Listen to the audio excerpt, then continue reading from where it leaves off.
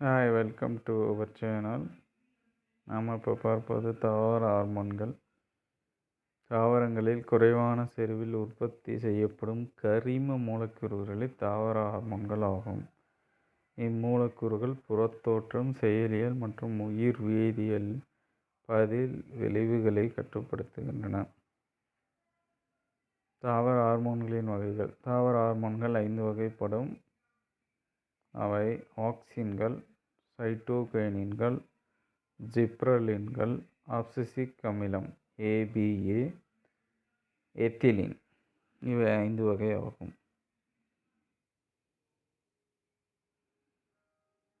இவற்றில் ஆக்சின் மற்றும் சைட்டோகைனின்கள், ஜிப்ரலின்கள் போன்றவை தாவர வளர்ச்சியை ஊக்குவிக்கின்றன. அதே வேளையில் அப்சிசிக் அமிலம் மற்றும் எத்திலீன் போன்றவை தாவர வளர்ச்சியை தடை செய்கின்றன.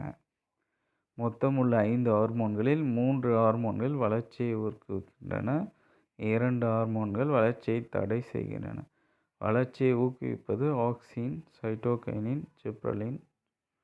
வளர்ச்சியை தடை செய்வது அப்சிசிக் அமிலம் மற்றும் எத்திலீன்.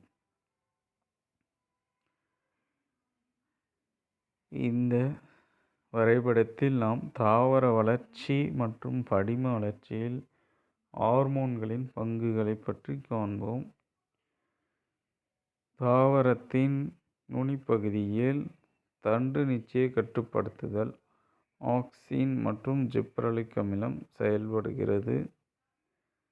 செல் பகுப்பை கட்டுப்படுத்துதல் சைட்டோகைனின் மற்றும் ஜிப்ரலிக் அமிலம்.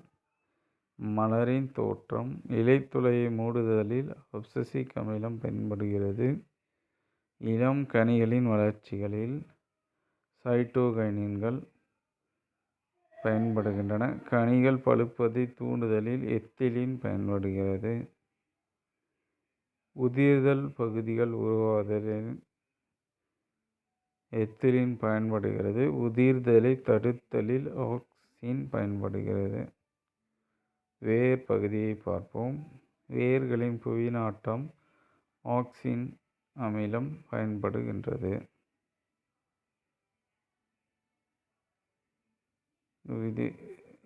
இதுதான் தாவர ஹார்மோன்களின் செயல்பாடுகள் ஆகும். இதன் தொடர்ச்சியை நாம் மற்ற வீடியோவில் காண்போம்.